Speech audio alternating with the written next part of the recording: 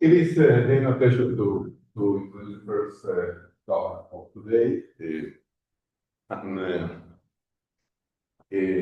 again, as Julian mentioned, I am the leader of the name of the group is very long. Topology has the presentation of the right aspects of correlation. So I can go right. And but the group is much more than individuals. So it's really an emergent system we believe. And one of the fundamental parts of the group is the leader of the group, the Professor Mikhail Shkolnikov from ICMS and the Institute for Mathematical Informatics of the Bulgarian Academy of Sciences. And he's going to be speaking about symmetry emergence and top-bottom causality in self-organized criticality. Misha? Yeah, thanks a lot for the warm introduction, Ernesto. And it's a bit of a challenge for me to open scientific part of the conference. And we are also 10 minutes behind the schedule. So it's going to be quick and very impressionistic. So I don't have that many slides, so about 20, maybe a bit less. And somehow I want to give you a flavor of what kind of ideas are present classically in the study of self-organized criticality and what new inputs we bring in the recent few months.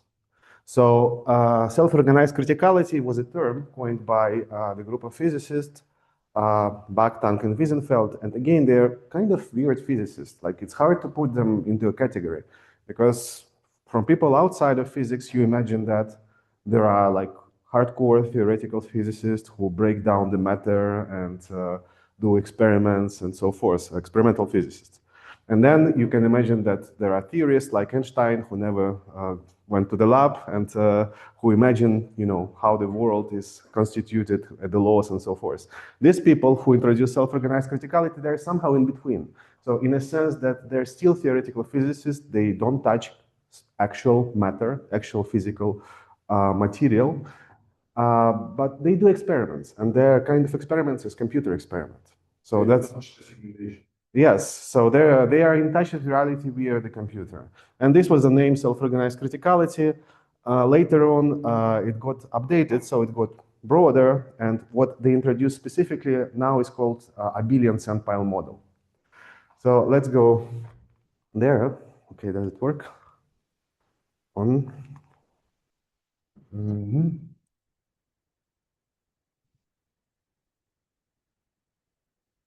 Okay, it works.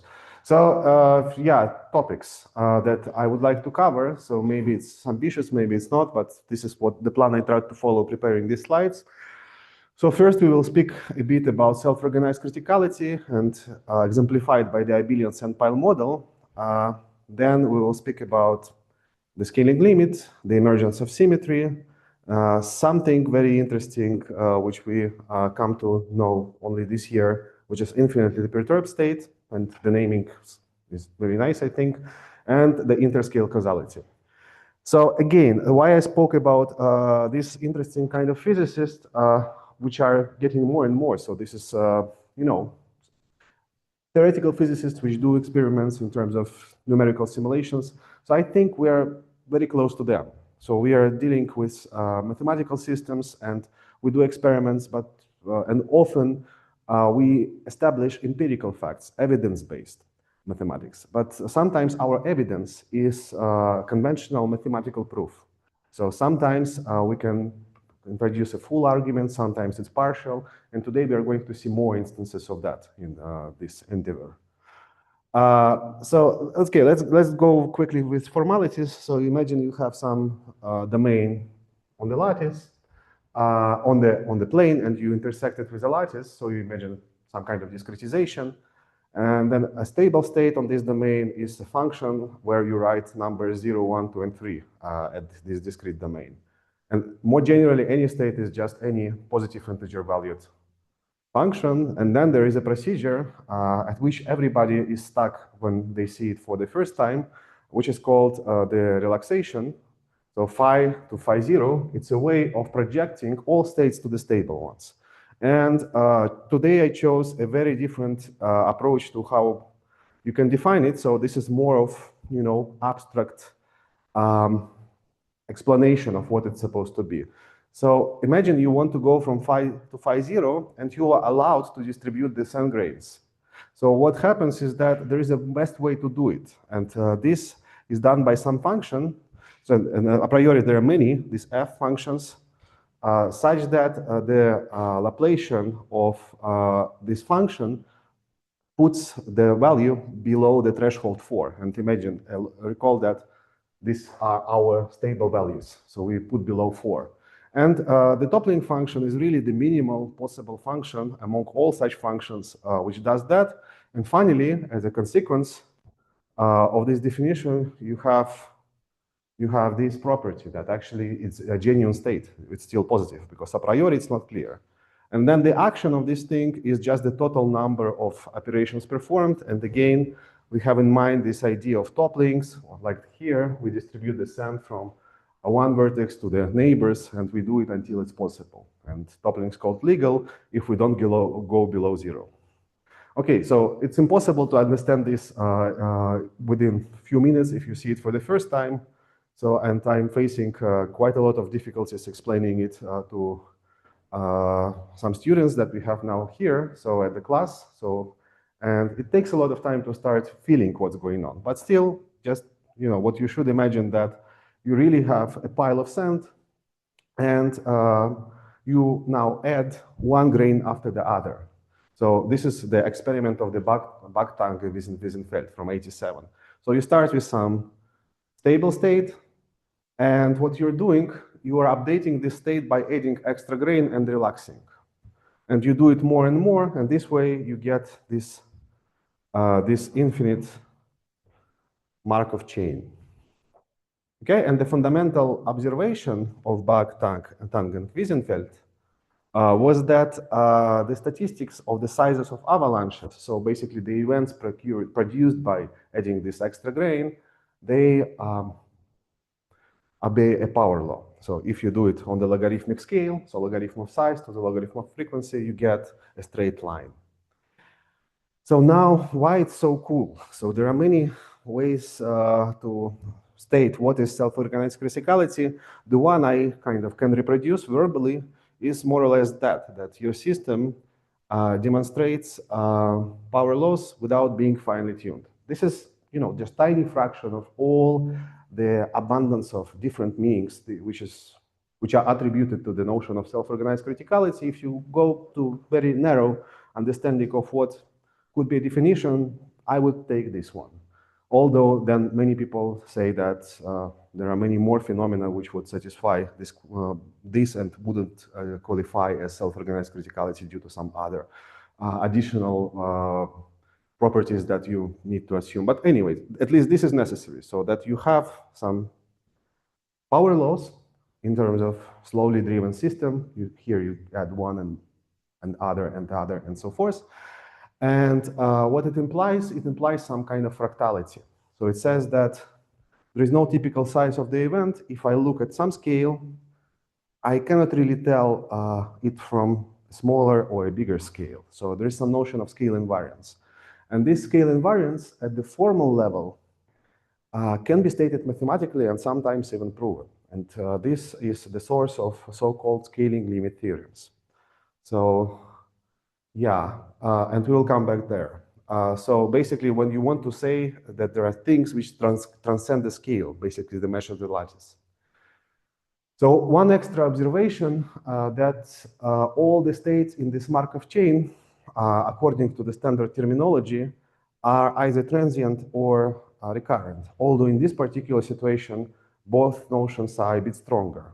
So in this Markov chain, all transient states appear at most once. In classical Markov chains, these are the states which appear finitely often. Here it's 1 or 0. So if you saw a transient state, you will never see it again. And then all other states are recurrent. They appear infinitely often, and actually they appear with the same probability. And this is again a contribution from a physicist who is more of a theoretical physicist, but he did some experiments in called sandpiles. And he produced also a theoretical result, which is the number of recurrent states on the domain. So the name is Michael Kreutz, and he is famous for his works on quarks and gluons and lattice models and so forth. So again, we see that physics informs mathematics. This is a mathematical statement, actually, and probability in dynamical systems. So that the number of recurrent states is 3.1 to the size of the gamma, and of course it's very easy to calculate the number of stable states is just 4 to the gamma. So we see that the number of recurrent states is humongous if the domain is large, like much more than the number of particles in the observable universe, but this number of all stable states is even bigger. So this is what's going on, and this is one of other explanations why it's called critical. So it approaches the critical state, which is recurrent states, on its own, without some kind of influencing from the exterior. So this is an attractor. Recurrent states form an attractor in the model. And again, next contribution from a physicist, Deepak Khar, who observed that space of recurrent states forms an abelian group. And this is absolutely fundamental. So it's not hard to prove. And the addition rule is very simple. You just lay one sandpile on top of the other, and you let it relax. So this is your rule. And quite finally, for most of the domains, except for the smallest one, the all zero state, the minimal state, is actually not recurrent, it's transient. And so this picture, which we saw for some time, is how the identity looks like. So as I said, 0 cannot be the identity of this group because 0 is not recurrent. And you may ask, okay, we have a group, what is the identity element if not 0? So this. So this is the identity element. Quite, I would say, amazing. And one result, which is a folklore result, that this state has a scaling limit. So what you see is more or less infinite resolution picture. So here the resolution is actually finite, 4096 by 4096, taken from Wikipedia, by the way. I don't know, should probably mention that since it's recorded. So, but yeah, this is the identity element. So there are features which don't survive in the scaling limits. I don't know if you see those. So for example, there are these defects here which are tropical curves. But for example, the square in the middle, it's completely persistent at any scale. At any scale, you see the square. But even this fact, which is absolutely obvious to everybody who sees it and does a little bit of examples, this fact awaits a mathematical justification. So it's a very, very clear thing. Like you take a region here and you say, okay, I want it to be all 2. So this color is 2. And nobody can prove it, although it's so evident. So one of the big open problems in the field among so many. Okay, so identity element, very good. So let's move forward. Now, again, physicists, this kind of theoretical but experimental physicist who made a crucial contribution. So this group of Italian physicists, Caricciolo, Paoletti, and Sportiello, observed that if you do a perturbation of the maximal stable state, which is always recurrent, by the way, it's easy exercise, by a few points, what you get is a defect from all 3, deviation from 3 along some thin graphs. So here's a very clumsy way of drawing it. So where I don't put any values, it's 3, and somewhere it's 4. And this will be the result of the relaxation. And so I would say me and maybe other people, including Nikita Kalinin, my fellow, I know we were students, PhD students at the same time under Grigory Mikhalkin. We owe our career to the fact that Sportiello and Mikhalkin, our PhD advisor, happened to be at the same time and place, which was Paris around 11 years ago. And they saw each other's pictures and they recognized that somehow they study similar objects. And so this was basically our task to establish precisely what's going on. So these objects, these graphs, if you ignore the numbers, these are tropical curves. And so this is our additional observation, which is again a sort of scaling limit theorem, that those curves, like for example here, you can rescale it and this picture will be more or less the same. So this is scaling invariance that was new. And we made it into a scaling limit theorem. Namely, you take this domain, you have this lattice mesh, you have some perturbation points, you have all three states, you let it relax, and the position of the edges of the curve, where it's less than 3, is actually more or less scale invariant. And in the limit, it actually is precisely what is predicted by theory. And the theory is now what we call tropical sandpile, that we study a lot with Ernesta and other people from the group. So tropical sandpile. And so this is, a very schematic picture. The abelian sandpile on a discrete lattice converges to tropical sandpile, which is a continuous model on the domain.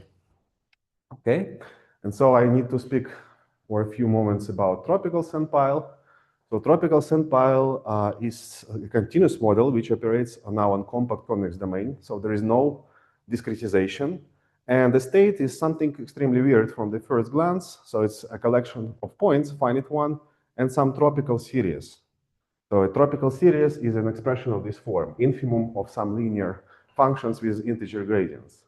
And there's notion of stability. Stability means that our series is not linear locally at those points which are in the first place of the tuple. Okay, very strange, but this is what you get as a scaling limit. And again, we have the notion of a relaxation. So relaxation here, again, can be defined through some kind of variational problem. So you minimize all series among those which majorate our f, and such that they give a stability condition.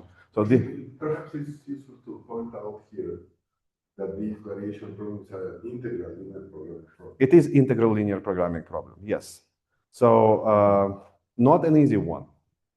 So we are currently having a couple of algorithms, I would say, and for one point, it's relatively straightforward.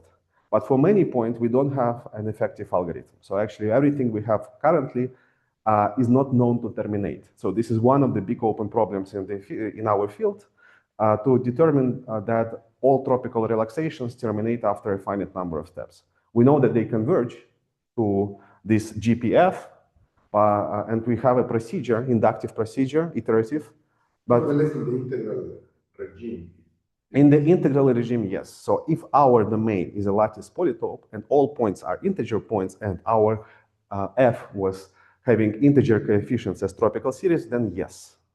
But otherwise, if you remove any integrality condition, no way of doing it. So the only instance where it's done, it's one-dimensional, where it's not that hard, but also not entirely trivial.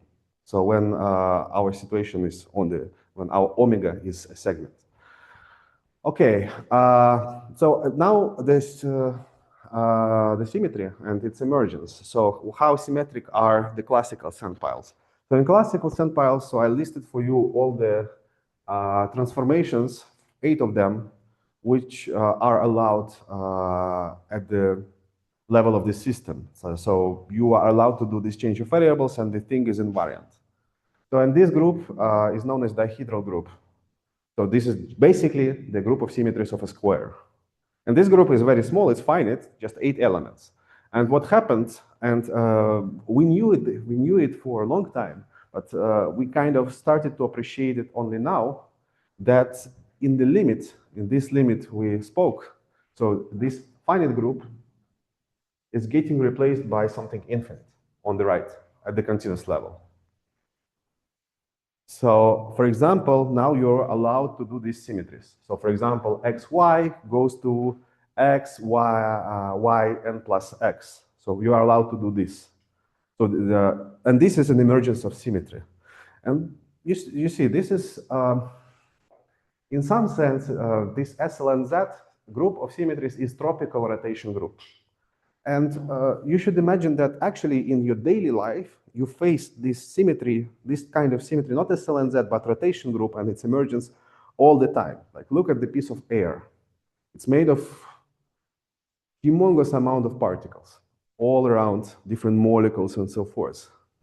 But if I take this piece of air and I rotate it, I wouldn't be able to say that I did it. So you see this limit, kind of scaling limit, acquires additional symmetries. Locally, it's not symmetric. Locally, you have, I don't know, nitrogen here, oxygen here, then here, I don't know, CO2. And, it's very, non-symmetric. But if I do it globally, in average, things are very symmetric. And so this is more or less what happens. And in thermodynamics, I don't believe this is an established mathematical fact. Like pretty much nothing in thermodynamics is. But recently there has been this great development in this direction. Yeah. So I'm not aware about It's very related to Hilbert's problem. Okay. So what I mean is that this is something that we are familiar. When you go to the limit, when your discretization goes to zero, some symmetry emerges, and here the group is infinite. Now the circle is changed by the Carré star. Yes. Okay, good. Let's go further. So what I want to mention is that tropical geometry and tropical sandpile model is the first instance of self-organized criticality in that narrow definition that I pronounced today. But this is the only continuous example of self-organized criticality. So the sandpile model was utterly discrete, and tropical sandpile is quite continuous. So you can vary the perturbation points, the domain, the shape. So there is no discretization, although it's piecewise linear. And so what you can do, you can replicate somehow the Bach-Tank Wiesenfeld experiment. So you start with the initial state, which is just, no perturbation points, just zero function. And then you start adding point one by one, and which is very similar to the classical experiment in the discrete sandpile. And now what you can measure, and actually we should measure more than that. So I was always not entirely convinced, well, not satisfied by this. So what is measured in our paper, and this is PNAS paper from 7 years ago. Yes. We measured how the proportion of those, let's say, activation or perturbation points at every step, which where things take a change. Okay, and we saw the Paulo, and somehow it's really zero. Yes. Okay, so now I come to a more recently published result, which is by Kalinin and Prieto, so published in 2023, which was somehow overlooked by everybody, even by us, I think. So we realized that it's something important only a month ago. So it was published, but it wasn't clear like what's going on and so forth. So what they looked at this experiment, and they wanted to understand the structure, the asymptotic structure of the coefficients in the tropical series. And so their conclusion, among many, was that the coefficients grow more or less like square root of the number of perturbation points. It's not a mathematical fact. Probably can be proven. Probably it's not that hard. But it's universal for all these family of linear programming problems. Well, you see, I mentioned one thing that in one dimension, and this I sketched the proof a week ago, the scaling factor is actually n, not square root of n, but n. The coefficients grow linearly in the number of perturbation points. And again, here it's quite easy to prove. Okay, so I'm just 4 more slides, don't worry. But Carlos, this is the universal stem of all these family of linear programming problems. Which is striking. Yes, and so, I mean, an obvious thing to do with this is now to send the number of points to infinity and to do the appropriate scaling. And so this is more or less what we started doing very recently. And we call it infinitely perturbed state in tropical sandpile. Here's the statistically verified fact, although for very few domains, but I'm totally convinced that it's true. And it's done by Alex Varipaev, who is working at the institute and somehow can be called a peripheral member of the group. He is showing up sometimes, and discusses with us and works on some problems, not all of them. So this is one type of problem that he made a contribution from the numerical perspective. So what you're doing is precisely that. So take these points, P1, P2, etc., more and more uniformly, randomly, independently on your domain. And then the claim is that if you do this result of the relaxation, of the tropical relaxation, you scale it by the square root of n, then with probability 1, there is a limit. And most crucial part, like what is striking, that this limit is independent on the particular experiment. So you do different points. Your point was here, other point there. You have your limit, then you repeat, and the limit is the same. Statistically, so it's of course for finite number of points, the result is going to be slightly not the same, but we have the concentration of measure of phenomenon. The deviation from the mean goes to 0. So that's the result. And as again, just to compare, this was a 2-dimensional phenomenon. In 1 dimension, it's relatively easy, and I shown. So we could no, we will not discuss. Do you have some control on the variance? I think yeah, he shown the plot, and it goes somehow to 0, but I don't remember with. Yes, he does this variance test. I don't remember what he does several runs of the experiments. He computes the variance matrix, and then he looks at the its deviation in the variance, something like that. I'm really not familiar with. Soon will be at 4 signals, something like that. Yeah. So I mean, if the variance is close to 0, it's going to be a consequence of the stationary distribution of the mark chain, right? No, it's something else. No. This is something else. This is concentration of measure. So I'm not versed in statistics, but I can appreciate the result. And from the purely geometer's perspective, you see just 2 pictures and they are identical. So so there is more of the twist to this story. So actually, these kind of pictures we started seeing probably in spring without infinite perturbations. So, and this is another story I mentioned about affine wavefronts and so forth. So Willy might remember there was this square where I drew these circles, concentric. So it's related. And yeah, just before coming there, 1 dimensions, you can solve the problem. You can find the limit very explicitly. It's x squared minus x over 2. That's a definition of the limit. So it's just the solution of the Poisson problem. Laplacian equals to -1 and 0 at the boundary. So, okay, and here is again the emergent symmetry. As I said, it's related to these affine things. The pictures look strikingly similar. So first time we saw the infinitely perturbed state, the idea was that immediately, like it should be this affine thing. We are having some issues with verifying that for the reason that actually the affine average distance function, they go in families. So there are different averaging protocols and so forth. So we will get there. But what I wanted to mention is that probably, I would say I'm half convinced, more than half convinced, that this function that we get here, the infinitely perturbed state, is even more symmetric. So we had SLN Z symmetry, but probably, likely, and we have some examples, it's SL2R symmetric. So now continuous group of symmetries. So we had something finite, then we went to something discrete but infinite, and now probably, and at least an example of the disk, it's rotationally symmetric.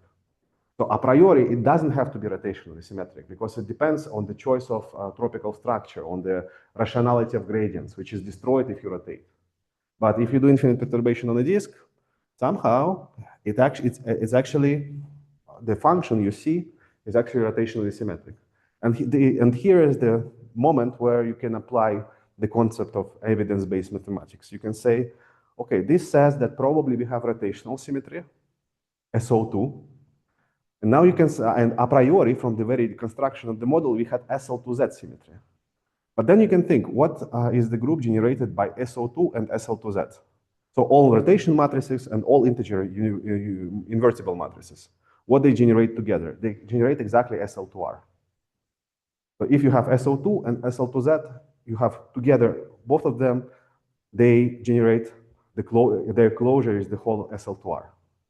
So, and this is kind of half proof. The physical literature, it would be accepted, I think, as a completely rigorous proof that we have SL2R symmetry. We did one example, we established some symmetry, we extended to all other examples and so forth. I would say I'm not entirely convinced yet. So we are doing more experiments.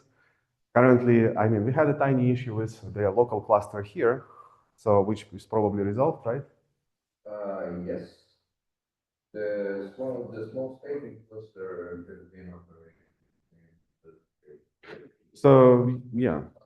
I did not get any early warnings from Alex very fast, so Okay, very good. Because it also takes a lot of time. So to do these experiments, to do these infinite perturbations, how it grows, like from 1,000 to 2,000 points, I guess it's not just 10 times. It's probably, I don't know, 2,000 times longer, something like that. Maybe exponentially it grows. So probably the maximum to which we can go theoretically is just few thousand of perturbation points. So sadly, just that's why we need, you know, better computing tools like quantum computers, quantum supercomputers, and, you know, all this stuff. In fact, this is the reason why we Yeah. So anyway, so the last slide I wanted to, so the last before I thank you, is to say that what are the implications? You may say, okay, we have some strange thing, like infinitely many perturbations, some function in the limit. Well, it allows you to do predictions. So this is like very macroscopic level. So we went to the limit once, when the mesh goes to 0, and then we were not satisfied, and we pushed it further to the limit. So it's like secondary limit. And in this secondary limit, we found some concentration of measure. No, you have this absolutely insane linear program. Probably. It's absolutely. Yes, but the existence of this function, yes, existence of this function in the limit, it dictates the microscopic behavior of the system. So this formula below is how you would expect to see the deviation from 3 in the small neighborhood somewhere in the domain at the microscopic level. And of course, there are assumptions of the scales. Like one crucial remark before I finish, I want to make is that you couldn't go to the infinite perturbation at the level of the classical sandpile. It's just impossible because the number of states is finite. You add more and more grains, and this is the original Baghdad-Wiesenfeld thing. You go in circles. You go around the sandpile group, finite group, and you never reach this ultra-critical point. But if you first send the scale to 0, and only then you send this number of points to infinity, it allows to do it. But you may say it's kind of abstract and useless, but no. Then you can say that precisely at some ratios of the scale and the number of points, you can deduce results from this ultra-critical state. And this is one result which is kind of immediate, that this gives you an estimate on how the sandpile behaves in this regime, like high energy, many perturbation points, small scale, much smaller than the number of points, but the number of points is also very big. And so he has this concept that you bring it into the heart of the reproducible computability. We're saying you can get around it. Yes. So it's not exact. So it's like we are not saying that at this particular vertex, the value is this. That is probabilistic, yes. So, and this is, I think, a relatively novel concept to natural science, top-bottom causality. Ernesto says that people use it in philosophy, but it's also in opposition with the classical reductionist approach. So many people, especially those who are believers in scientific materialism, they say that, and this comes from 19th century, maybe even earlier, if you know the position of every particle in the universe and their momentum and so forth, you can predict everything, everything is determined and so forth. And the microscopic configurations, they determine what happens above. Here, just the opposite happens. Things above determine what happens below. And this is the top-bottom causality that we are trying to advocate as a useful concept in natural science. And yeah, so thank you.